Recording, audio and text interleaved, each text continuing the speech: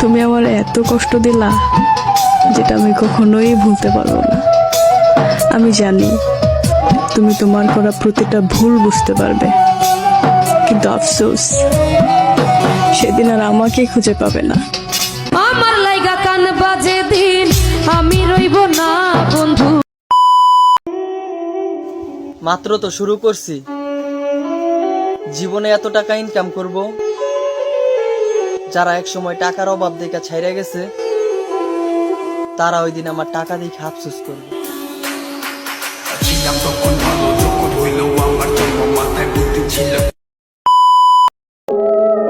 তোমার মনের যে জায়গায় আমার থাকার কথা, আমি জানি সেই জায়গায় আমি নাই।